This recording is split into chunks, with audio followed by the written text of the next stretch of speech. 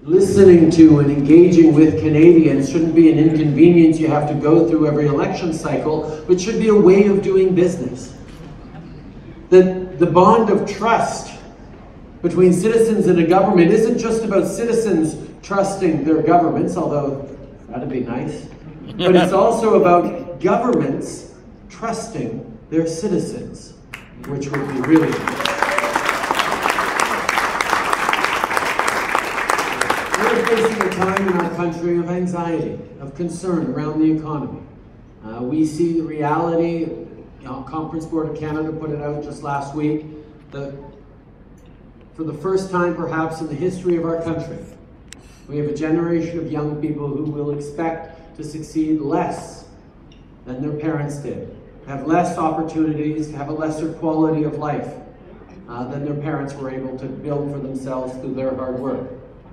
And that's extremely destabilizing. It's the time we look at families with having record levels of personal and household debt, looking at concerns that our young people are not going to be able to find jobs after school, concerns that we won't be able to pay the bills and keep the lights on. Someone's leaning against a wall somewhere. This is sort of cozy and romantic, and we're all friends here.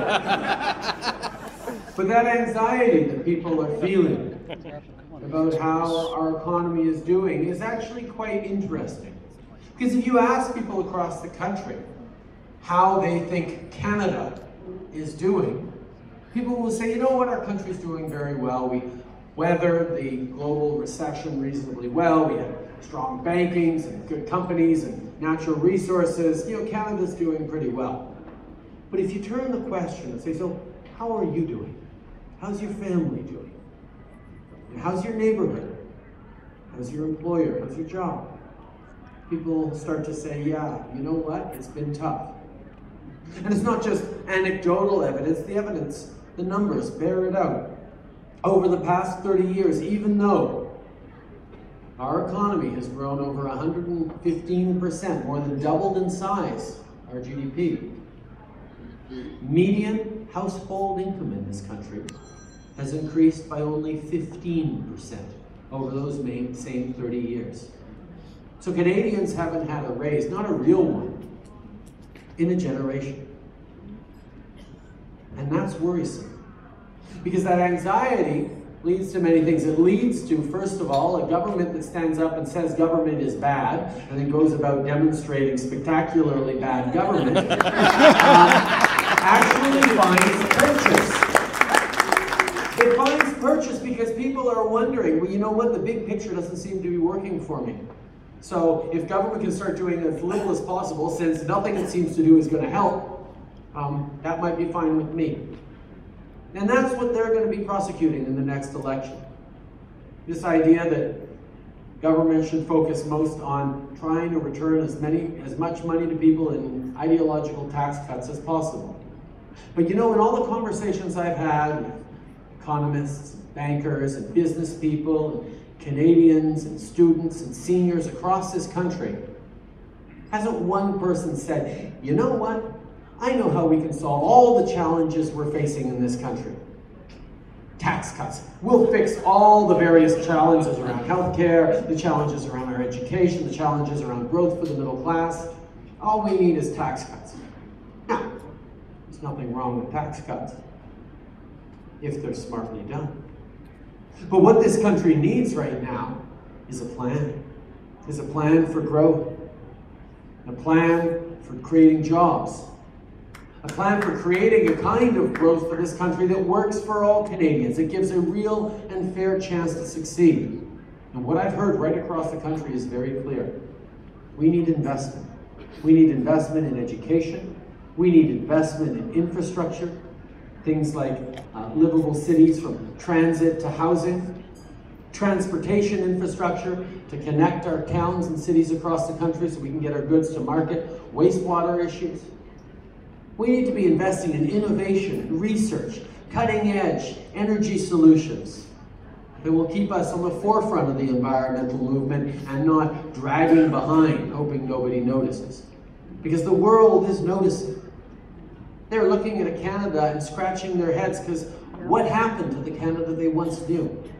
What happened to a country that stood proud and strong on the world stage proposing solutions that people looked to for answers?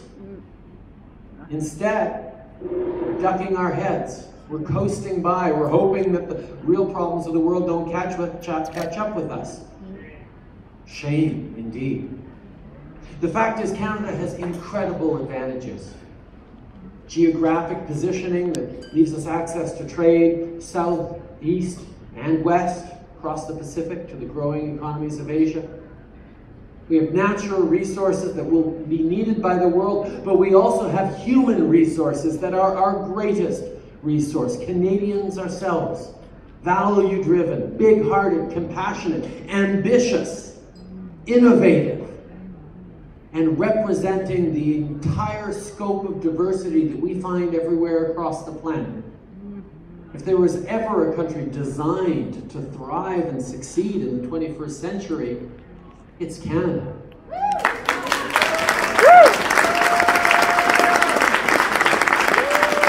But in order to do that, we're going to have to step up. We're going to have to understand that we can and must be more. And that's why I've been so incredibly touched by the incredible team that we're building across the country, of whom both Adam and Selena are extraordinary examples.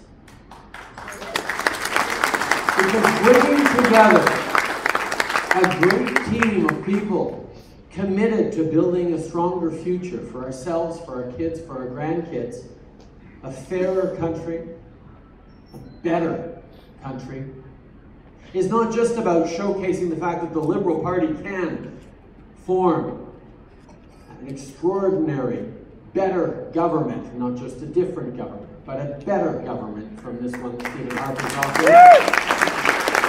And that's an important goal. Let us not forget, for all the energy that we're feeling across the country, the great donations that are coming in, the volunteers coming forward, the great candidates coming forward, we still have only 37 seats in the House of Commons. Hopefully soon 38, but anyway, we'll take that one step at a time. But we have to do something that no one's ever done in the history of Canadian politics: jump from a distant third-place position to forming government. Because Canadians, make no mistake about it, are tired of Stephen Harper. We're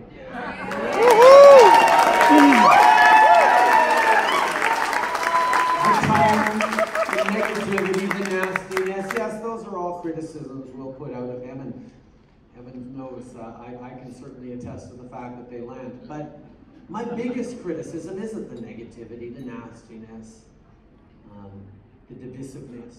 My biggest criticism of this current government is its lack of ambition for our country. Yes. Lack of moral. And the worst thing about that is it's beginning to convince Canadians that we should all be less ambitious for our country. So bringing forward an extraordinary team of candidates to run across the country isn't just about showcasing how important it is that the Liberal Party has an extremely strong team to form government. It's also important that great people, that the best and the brightest, be stepping forward to join politics in any party.